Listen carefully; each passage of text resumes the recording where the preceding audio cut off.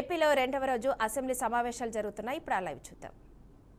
మా చోడవరం నియోజకవర్గంలో అంటే మా అనకాపల్లి జిల్లాలో అధ్యక్ష పాయకరాపేట, ఎల్లమంచిలి, అనకాపల్లి, పెద్దుర్తి నియోజకవర్గాలు పారిశ్రామికంగా అభివృద్ధి చెందే అధ్యక్ష. మా చోడవరం, మాడుగుల, నర్సీపట్నం ప్రధానంగా వ్యవసాయం మీద ఆధారపడిన నియోజకవర్గాలు.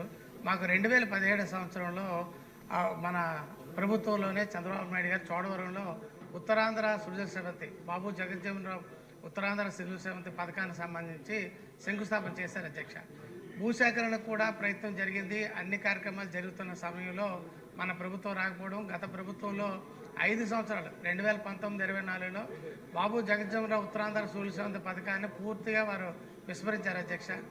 తమ ద్వారా ప్రభుత్వాన్ని నేను తెలియజేసేది, ఉత్తరాంధ్ర సృజన సేవంతి పథకం వస్తే మన ఆంధ్రప్రదేశ్ రాష్ట్రానికి పోలవరం ప్రాజెక్ట్ ఏ విధంగా చేసినాడో అనకాపల్లి జిల్లాకి, పాయకరాపేట, యలమంచిలి, అనకాపల్లికి పారిశ్రామిక అభివృద్ధికి అవసరాలకి, చోడవరం, మాడుగుల, నర్సీపట్నం ఇతర ప్రాంతాలకు సంబంధించి వ్యవసాయానికి సంబంధించి మాకు ఈ సాగునీటి ప్రాజెక్ట్ అన్నది చాలా అత్యవసరం అధ్యక్ష. మాకేమని చెప్పేసి మిగతా ఇండస్ట్రియల్ హబ్గా ఇంకో హబ్గా ఉంటే మాది వ్యవసాయ హబ్గా మారాలని అంటే ఈ పథకం చాలా అవసరం.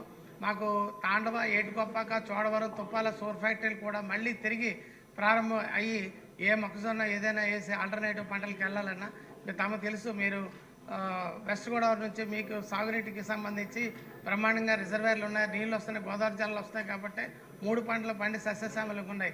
మా ప్రాంతం కూడా ఆ విధంగా 3 పంటలు పండాలంటే బాబు జగజ్జీవనరావు ఉత్తరాంధ్ర సృజన సేవంతి పథకం అన్నది మనం సంకల్పించింది. అది కూడా ముఖ్యమంత్రి గారు మాట ఇచ్చారు. ఈ బడ్జెట్లో తమ ద్వారా నేను కోరేది phase 1, phase 2, phase 3, phase 4 Srikakulam వరకు ఉన్నది సార్ ఈ పథకం. ఫేజ్ 1 మన విశాఖపట్నం జిల్లాలో అనకాపల్లి మా నియోజకవర్గంలో రిజర్వ్ నిర్మాణం ఉన్నది కాబట్టి తమ ద్వారా ఇరిగేషన్ శాఖ మంత్రి గారిని కోరేది, సత్వరం చర్యలు చేపట్టి ఉత్తరాంధ్ర సృజన సేవంతి పథకం ప్రారంభం అయ్యేటట్టు చూస్తే ఈ సంవత్సరం ప్రారంభమైతే కనీసం 2019 నాటి పూర్తయి రైతులందరికీ కూడా సాగునీటికి అవసరాలకి ఉపయోగపడుతుందని తమ ద్వారా ప్రభుత్వాన్ని తెలియజేస్తూ సెలవు తీసుకుంటాను. డాక్టర్ బివి జయ నాగేశ్వర రెడ్డి గారు. ధన్యవాదాలు అధ్యక్ష. రాష్ట్రంలో ముఖ్యంగా ఉమ్మడి కర్నూలు జిల్లా, అనంతపురం జిల్లాలో అధికంగా నివసిస్తూ ఇతర జిల్లాలకు కూడా విస్తరించినటువంటి సమాజం వీరశైవ లింగాయతులు, లింగ బలిజల అధ్యక్ష. ముఖ్యంగా వీళ్ళు పేద వర్గాలకు సంబంధించినటువంటి సమాజంలో ఉన్నటువంటి వ్యక్తుల అధ్యక్ష. 2009 ఉమ్మడి ఆంధ్రప్రదేశ్ ప్రభుత్వం GOMS నెంబర్ 22 ద్వారా వీరశైవ లింగాయత, లింగ బలిజల BCD జాబితా సీరియల్ నెంబర్ 46 చేర్చినప్పటికీ కూడా ఇది ఇప్పటి వరకు కేంద్ర ప్రభుత్వం OBC జాబితాలో చేర్చలేదు అధ్యక్ష. దాంతో యువత జాతీయ విద్యా సంస్థలకు మరియు కేంద్ర ప్రభుత్వ ఉద్యోగాలకు రిజర్వేషన్ల విషయంలో పూర్తిగా ఇబ్బంది పడుతున్నారు అధ్యక్ష. తమ ద్వారా ప్రభుత్వాన్ని ఈ యొక్క సభలో తీర్మానం చేసి కేంద్ర ప్రభుత్వానికి పంపించేటువంటి యోచన చేయవలసిందిగా తమ ద్వారా కోరుతున్నారు అధ్యక్ష. శ్రీమతి గౌరవ్ చరితారెడ్డి గారు. మాట్లాడే అవకాశం ఇచ్చినందుకు ధన్యవాదాలు అధ్యక్ష. కర్నూలు పట్టణ ప్రజల తాగునీటి అవసరాల కోసం అధ్యక్ష ప్రతి సంవత్సరం తుంగభద్ర డ్యాం నుంచి సరఫరా చేస్తున్నారు అధ్యక్ష. కానీ అధ్యక్ష మన కూటమి ప్రభుత్వం వచ్చిన తర్వాత అధ్యక్ష 70 సంవత్సరాల కిందట కట్టిన తుంగభద్ర గేట్ల స్థానంలో ఈ సంవత్సరం కొత్త గేట్లు అమరుస్తున్నారు అధ్యక్ష. ఈ కారణం చేత అటు రబీ పంటకు కానీ ఇటు కర్నూలు పట్టణ త్రాగునీటి అవసరాలకు కానీ నీటిని సరఫరా చేయలేమని చెప్పేసి ఇరిగేషన్ డిపార్ట్మెంట్ వాళ్ళు చెప్పడం జరిగింది అధ్యక్ష. దీనికి ప్రత్యామ్నాయంగా అధ్యక్ష గాజులదిన్న ప్రాజెక్ట్ ద్వారా వేసవి కాలంలో కర్నూలు త్రాగునీటి అవసరాలకు నీటిని సరఫరా చేస్తామని చెప్పినారు అధ్యక్ష. కానీ రబీ పంట వేసిన రైతాంగం కోసం GDP నుంచి 200 క్యూసెక్కుల లాగా ప్రతిరోజు విడుదల చేస్తున్నారు అధ్యక్ష. మాకు మాత్రం HNSS ద్వారా కేవలం 50 క్యూసెక్లు మాత్రమే GDPలోకి ప్రవహిస్తుంది అధ్యక్ష. దీని ద్వారా చాలా ఇబ్బంది అవుతుంది అధ్యక్ష. కావున HNSS ద్వారా ప్రతిరోజు 300 నుంచి 350 క్యూసెక్ల వరకు విడుదల చేస్తేనే కర్నూలు పట్టణానికి వేసవి కాలంలోతో పాటు అలాగే మనకు వర్షాలు వచ్చేంత వరకు అధ్యక్ష జూన్, జూలై వరకు త్రాగునీటి అవసరాల కోసం తగినంత నీరు నిల్వ ఉండేలాగా చర్యలు తీసుకోవాల్సిందిగా మీ ద్వారా ఇరిగేషన్ మినిస్టర్ గారిని కోరుతున్నాను అధ్యక్ష. ధన్యవాదాలు అధ్యక్ష. ఇరిగేషన్ మినిస్టర్ గారు, అన్నీ ఎక్కువ మీకే వస్తున్నాయి ఏంటో. అంతకని కాదు, వాళ్ళు ముందే డిసైడ్ అయ్యారు, అదృష్టం కొద్దీ మీరున్నారు. ఆయన డిస్టర్బ్ చేయకపోతే సంతోషిస్తాం. బోనేల విజయచంద్ర గారు. అధ్యక్ష, అధ్యక్ష, ఈరోజు పార్వతీపురం రెవెన్యూ ఇష్యూస్ గురించి మాట్లాడాల్సిన అవసరం ఉంది అధ్యక్ష. పార్వతీపురం జిల్లా అయిపోయిన కాడి నుంచి రికార్డ్సు అండ్ జిల్లా తాలూకా ల్యాండ్ బ్యాక్ డీటెయిల్స్ ఇప్పటి వరకు కూడా రెవెన్యూ అధికారుల దగ్గర లేవు. అయితే ఎంఆర్ఓ ఆఫీసులో ఉండాల్సిన ఎఫ్ఎంబి రికార్డులు కూడా లేవు. అవి గత ప్రభుత్వంలో ఎవరైతే పాలకులు ఉన్నారో వాళ్ళ ఇంట్లో ఉన్నాయనేది అభియోగం.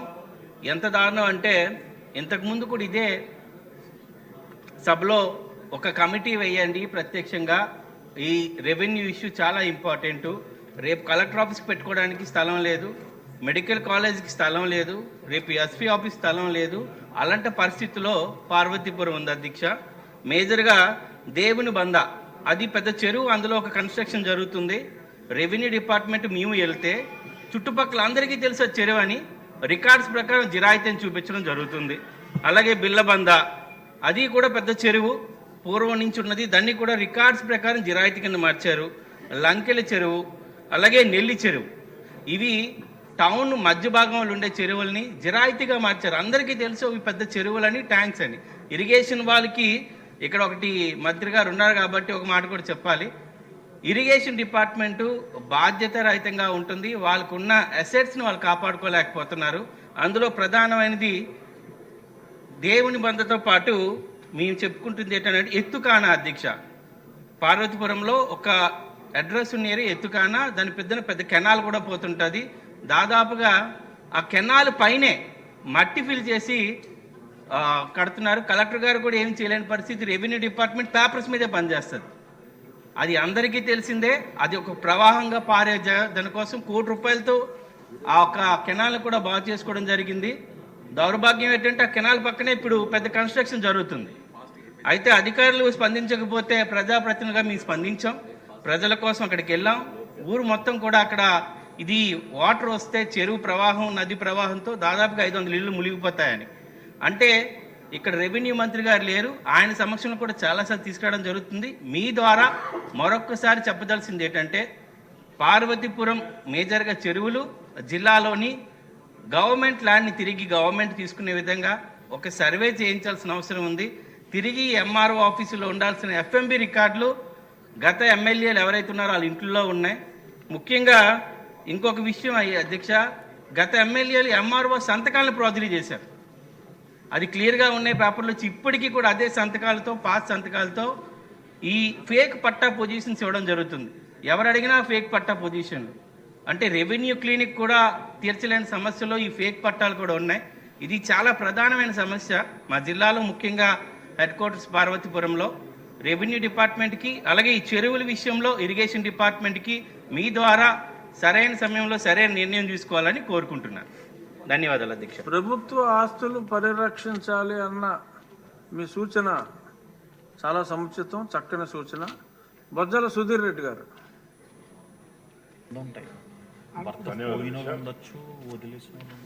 అధ్యక్ష, శ్రీకాళహస్తి పుణ్యక్షేత్రం, శివుడు నివసించే క్షేత్రం, టెంపుల్ టౌన్. ఇక్కడ లాస్ట్ టైం దగ్గర మూడోసారి చెప్పడం అధ్యక్ష. కాళహస్తిలో ఎక్కువగా ట్రాఫిక్ అనేది సమస్య విపరీతంగా ఉంది అధ్యక్ష. ఇంతకు ముందర కూడా తమ ద్వారా నేను మంత్రి గారిని రిక్వెస్ట్ చేయడం జరిగింది, అక్కడ ట్రాఫిక్ స్టేషన్ పెడితే బాగుంటుంది అక్కడ. ఎందుకంటే దగ్గర తిరుమలకి 75,000 నుంచి 80,000 ఫుట్ఫాల్ ప్రతిరోజు వస్తుంది. దాంట్లో 40 నుంచి 45,000 ఫుట్ఫాల్ కాళహస్తికి కూడా పెరిగింది. తద్వారా అక్కడ ట్రాఫిక్ జామ్స్ ఎక్కువ అవడం, ఇబ్బందులు, ఎవరైతే భక్తులు వస్తున్నారో వాళ్ళందరూ కూడా ఇబ్బందికరంగా ఉంది అధ్యక్ష. ట్రాఫిక్ ఒక పోలీస్ స్టేషన్ కూడా రిక్వెస్ట్ చేసాం, ఇప్పటివరకు కూడా దాని గురించి తగిన చర్యలు తీసుకోలేదు అధ్యక్ష. పైగా శివరాత్రి ఈ టైంలో కూడా బాగా ఇబ్బందిగా ఉందని చెప్పి మీ ద్వారా మంత్రి గారికి నేను తెలియజేసుకుంటాను. అట్టనే రెండో విషయం ఏంటంటే అధ్యక్ష, దగ్గర 1,100 మంది పైచీలకు కాంట్రాక్ట్ బేసిస్ కావచ్చు, పర్మనెంట్ బేసిస్ కావచ్చు, శ్రీకాళహస్తి టెంపుల్లో ఎప్పటి నుంచో పనిచేస్తున్న విషయం అందరూ తెలిసిన విషయం అధ్యక్ష. కానీ ఇక్కడ చూస్తే తిరుమలకు కావచ్చు, శ్రీశైలం కావచ్చు, కాణిపాకం కావచ్చు, ప్రతి చోట కూడా మరి వాళ్ళకు ఒక హాస్పిటల్ అనేది వాళ్ళకు ఉంది అధ్యక్ష. ఎవరైనా ఇబ్బందులు ఉన్నా సరే ఇమీడియట్గా అక్కడి నుంచి చేయడం, భక్తులకు ఇబ్బంది ఉన్నా వాళ్ళతో అఫిలియేట్ చేసుకుని పక్కన పని చేయడం, ఈ అన్ని కూడా టెంపుల్స్ కింద పనిచేసే హాస్పిటల్ అధ్యక్ష. మిమ్మల్ని రిక్వెస్ట్ చేయడం ఏంటంటే కాళహస్తిలో కూడా 100 బెడెడ్ హాస్పిటల్ ఉంది, కానీ గవర్నమెంట్ మనకున్న సమస్యల వల్ల దానికి సరిగ్గా చూసుకోలేకపోతున్నాం. కాబట్టి మేము కూడా సిఎస్ఆర్ ఫండ్స్ పెట్టి చేస్తున్నాం. కానీ ఈ హాస్పిటల్ కానీ మనం టెంపుల్ కానీ అఫిలియేట్ చేస్తే చక్కగా ఉంటుంది అధ్యక్ష. బ్రహ్మాండం డెవలప్ దగ్గర 7 ఎకరాలు ఉంది అధ్యక్ష. హాస్పిటల్ బ్రహ్మాండంగా డెవలప్ చేయొచ్చు టెంపుల్ ద్వారా కానీ మనం అఫిలియేట్ చేయగలిగితే అని చెప్పి మీ ద్వారా రిక్వెస్ట్ ఉంటుంది. ఇంకొక లాస్ట్ విషయం అధ్యక్ష, పోయిన పాలకులు జగన్మోహన్ రెడ్డి గారి టైంలో మరి అన్నీ కూడా మీకు తెలిసిన విషయం, ఏ రకంగా ఇబ్బందులు పెట్టినారు, ఏ రకంగా ఉన్న భూములన్నీ కూడా తీసుకెళ్లి 22A పెట్టినారు. ఎవరికన్నా లొంగ తీసుకోవాలంటే వాళ్ళ భూమి తీసుకుని 22A పెట్టడం, రైతులను ఇబ్బంది పెట్టాలని 22A పెట్టడం, ఎవరన్నా పేదవాళ్ళని ఇబ్బంది పెట్టాలన్నా సరే పార్టీలో జాయిన్ చేసుకోవాలన్నా లేకుంటే ఇబ్బంది పెట్టడం 22A పెట్టడం. ఇక్కడ ఏమైందంటే అధ్యక్ష, మన ప్రభుత్వం వచ్చిన తర్వాత ఈ 1.5 సంవత్సరాల నుంచి ఈ 22A లిఫ్ట్ ఎవరికైతే ఇబ్బంది పెట్టి దాని 22A పెట్టున్నారో దాన్ని లిఫ్ట్ చేసే పరిస్థితి ఇవ్వబడలేదు అధ్యక్ష. తద్వారా ఏమవుతుందంటే ఎవరైతే పేదవాళ్ళు ఉన్నారో వాళ్ళకి ఇంటి పట్టాలు ఇవ్వాలన్నా లేకుంటే దాన్ని తీసుకెళ్ళి మళ్ళా వడికాల్ ఎంజాయ్మెంట్ పట్టాలు ఇవ్వాలన్నా లేకుంటే వేరే సంఘటన గవర్నర్ గారి స్పీచ్ విషయంలో నాకైతే చాలా బాధ అనిపించిందండి.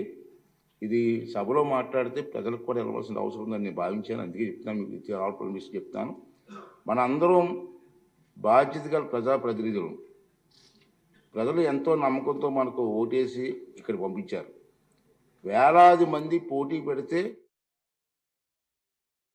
వాళ్ళందరూ కూడా దయచేసి తిరిగి అప్పగించాలని చెప్పి తమ ద్వారా కోరుకుంటున్నా. నమస్కారం. మనం ఏ పని చేస్తున్నా సభలో ఉన్న సభ వెలుపల ఉన్న ఈ విషయం గుర్తుంచుకోవాలి. సభా గౌరవాన్ని పెంచకపోతే పర్వాలేదు, కానీ దిగజార్చే హక్కు మాత్రం మనకు లేదు. కానీ మనం చేస్తున్నది ఏమిటి?